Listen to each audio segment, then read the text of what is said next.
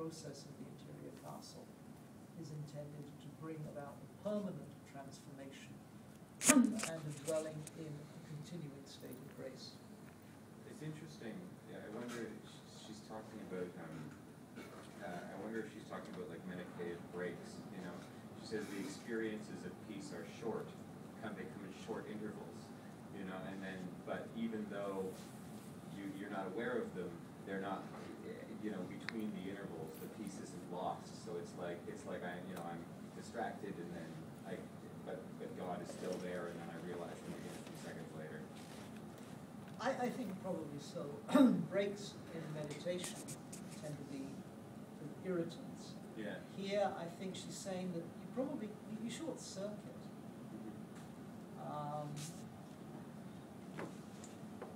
One reason for magical training, was explained to me, was you've got to train your nervous system.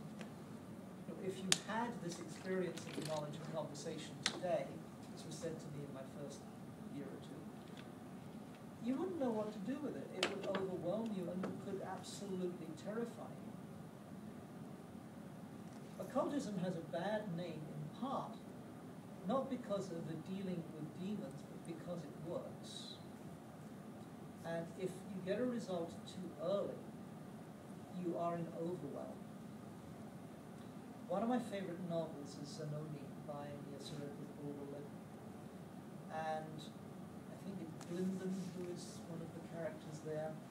He has the opportunity to confront Adonai, his holy guardian angel, very early on in the novel.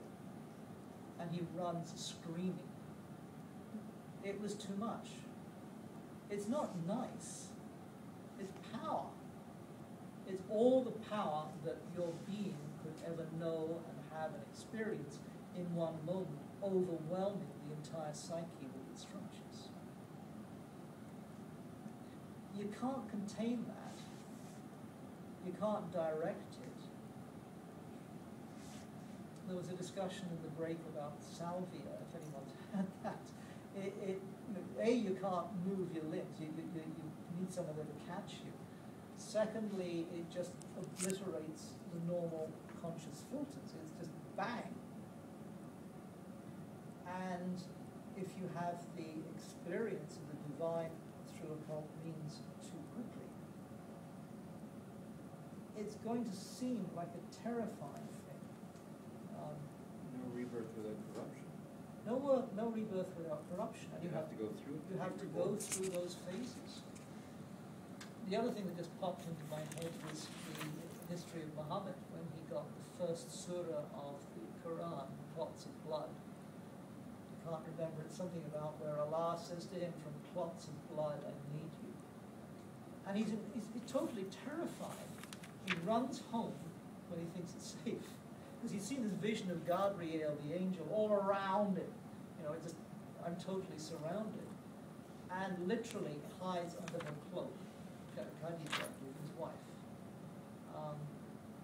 When you get all these images from the media about Islam these days, I think of that image of this man who is, the great warrior. He was terrified. And the hide, he runs to the female. There was something remarkable that happened in that moment, and the legend has had to be twisted for political reasons away from its roots. But she had an extraordinary amount to do with the birth of Islam, and the fact that it took a certain direction is one of the tragedies there. The Saudis put a urinal on top of her tomb a few years ago, just to expunge the last bit of feminine power from the origins of their faith. But they cannot expunge the story because Muhammad himself told it to all the followers. Overwhelm is the first thing that happens. And the ability to go on through that is, you need a foolhardiness, and what we were saying earlier, you need a certain faith, not blind faith at all, although actually it is blind. I don't know how to define it. It's a willingness to undergo. It's a resolve. rather than the simple. A resolve to undergo the adventure, but knowing that you are not going to be in charge and you are going to be taken wherever you're going to be taken. Spiritual risk taking. Yeah, except that sounds a bit too egoic. If you're not shit scared, you're not doing it. I think Ryan was giving a talk the other week about the first time he actually got, like, you visualize stuff in rituals. Yeah, okay, I sort of visualize the angel. When there's finally something there in the room, it's like, this thing is, I'm not controlling those movements, I'm seeing and experiencing something. You're shit scared. You have to be. You're not doing it right if you're not scared. St. John of the Cross had a rougher life, but his posthumous career, I think, has been, as I mentioned before, much better. You know, he did better. If he was alive today, he'd be rolling the royalties from the Dark Knight. The Ascent of Mount Carmel is the book that he wrote as a commentary on this poem that he was inspired to produce. The poem only has 8 short verses. The Ascent of Mount Carmel is a little bit laborious, and Crowley certainly didn't think much of St. John.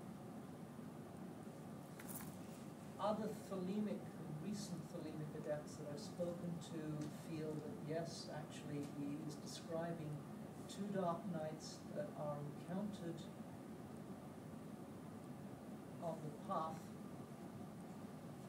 And there's 2 climates of opinion. One says the first of the dark nights is the path of Tav from the sphere of Malkuth, the base to the sphere of Yesod, and the second is going from Yesod to Tifereth. The other climate of opinion says actually the path of Samek from Yesod to Tifereth is the first, and the second dark night is the actual crossing of the abyss. The one is bitter and terrible, says St. John, but the second bears no comparison with it, for it is horrible and awful to the spirit. Crowley, for all of his braggadocio, for all of his willingness to experience all that life has to offer,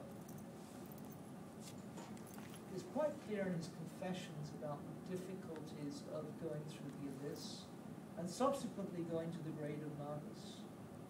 He had a terrible time. He was very poor, living in New York in World War I, probably doing some rather useless work for British intelligence by trying to sabotage German propaganda.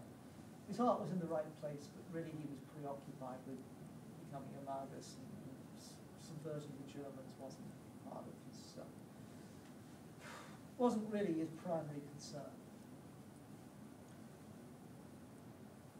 I ended up rereading all of this material, with coming down on the first school I mentioned there, that the passive night of sense, this first dark night, is actually a particularly intense experience of the path of Tav, the universe or the world of the tarot deck on the tree of life. And the night of spirit is the working of the paths leading into Tifereth, in particular the experience of Samek. This could simply be because of my own limited experience to this point, and I just don't feel I can offer any sensible comments on the later parts of the path.